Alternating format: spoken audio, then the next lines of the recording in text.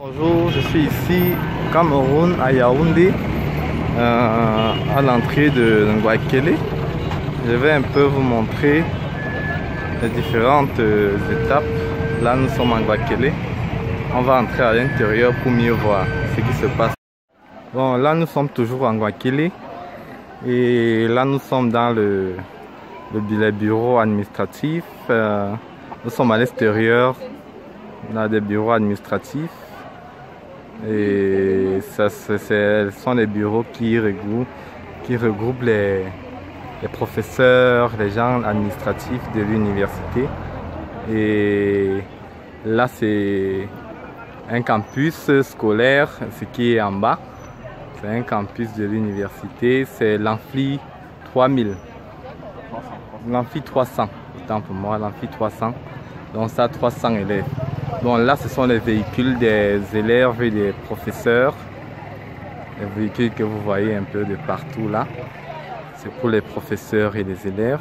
Et là, c'est le bus des étudiants. Comme vous pouvez découvrir là, on a écrit des University of Yaoundé 1. Non, c'est le bus des élèves. Et là, bon, comme vous pouvez voir, je vous ai déjà expliqué. Merci. Bonjour. Vous êtes à l'université de Ngouakélé. Vous avez déjà fait combien d'années ici? Bon, pour commencer d'abord avant de répondre à vos questions, moi je me prénomme Basile. Ok. Je suis à l'université de Ngouakélé, l'université mère, je suis là depuis pratiquement 3 ans aujourd'hui. Ça fait 3 ans que j'exerce cette activité en tant qu'étudiant. Et qu'est-ce que vous faites, quelle filière vous faites exactement? Bon, parmi plusieurs options, l'option qui m'a le plus marqué, c'est l'histoire. Moi j'étudie l'histoire depuis pratiquement 3 ans aujourd'hui. Dans l'histoire, c'est une matière qui m'a le plus marqué depuis l'école secondaire. C'est pourquoi j'ai décidé de continuer avec Oui, ça c'est bien. Et bon, racontez-moi un peu comment ça se passe ici. Peut-être à les heures de pause, comment ça se passe, les élèves vont comment? Qu'est-ce qui se passe aux heures de pause? À votre heure de pause, qu'est-ce qui se passe? Bon, déjà ici, si je vous disais que nous avons les heures de pause, que je suis en train de vous mentir. Déjà ici, peut-être une heure de pause, c'est peut-être du genre qu'un professeur pour, s'il a peut-être au moins 15 à 20 minutes de retard, c'est là qu'un étudiant peut profiter pour dire bon, si le professeur peut-être eu 5 à 10 minutes de retard, il faudrait que je profite au moins se remplir mon ventre, pour me bourrer le ventre, pour avoir de quoi manger. Parce que déjà quand le professeur entre, toi déjà l'étudiant, tu aimerais suivre les cours. Et déjà quand je te lève pour sortir, alors pour quoi que ce soit, c'est toi qui perds, et non lui. Donc profiter ou alors pour avoir de quoi, que ce soit alors pour avoir à manger, ou c'est mieux que tu profites des heures libres, du genre quand le professeur ne vient pas, ou alors peut-être quand au moins 15 à 20 minutes de retard. Si. Et pendant les heures de cours, est-ce que les étudiants sortent?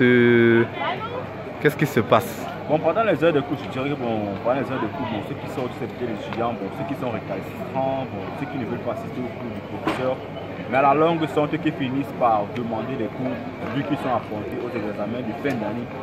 Et non pas le choix, sont confrontés à divers obstacles. Ils sont obligés de se rapprocher auprès de leurs camarades pour avoir ce qu'on a eu à faire au début des années. Voilà. Et bon, vous êtes à l'école avec, parce qu'on dit le Cameroun est bilingue. Ouais. Vous êtes en classe avec les anglophones. Quand un professeur anglophone entre en classe, comment les francophones réagissent? Quand un professeur francophone entre en classe, comment les élèves réagissent? Bon, je dirais que la surprise, elle est partagée. Du moins, quand un professeur francophone entre, les anglophones, ils crient parce que, déjà, c'est pas tout le monde qui comprend l'anglais. Du genre, quand un professeur anglophone entre, quand il dispense son cours en anglais, tu es obligé de t'asseoir ou alors de chercher un camarade qui comprend l'anglais. Là, tu copies juste sans savoir de quoi est-ce qu'il est question. Ça arrive à la maison que tu essaies de voir ce que tu as eu à faire en journée. Tu vois si tu comprends, tu comprends pas. Si tu comprends pas, tu sais te rapprocher auprès de ton camarade qui a eu à faire le cours. Tu lui demandes, voilà, le professeur est arrivé hier. Moi, je suis un francophone, je ne comprends pas l'anglais. Est-ce que tu peux m'expliquer telle partie du cours? Tout de même, c'est toujours la même chose avec le francophone. Quand le francophone entre, étant donné que l'anglophone, lui, ne comprend pas aisément le français, il se rapproche auprès d'un francophone pour demander pour mon frère, moi je ne comprends pas le français, moi je vais juste copier ce que tu écris. Si, et vous êtes combien dans l'amphi? Bon, ça dépend des amphis, parce que quand on dit amphi, théâtre, 1000, 1003, 1004, 1001, 1002, ça dépend. On peut avoir 1000 étudiants, plus de 1500, plus de 1200, plus de 1300. Ça dépend du nombre. En fait. Ok, monsieur Basile, vous avez dit, et les questions ont vraiment été bien répondues. Et bon, on va faire le tour de la cité et puis on va se séparer. Ok, à tout à l'heure. Ok, merci.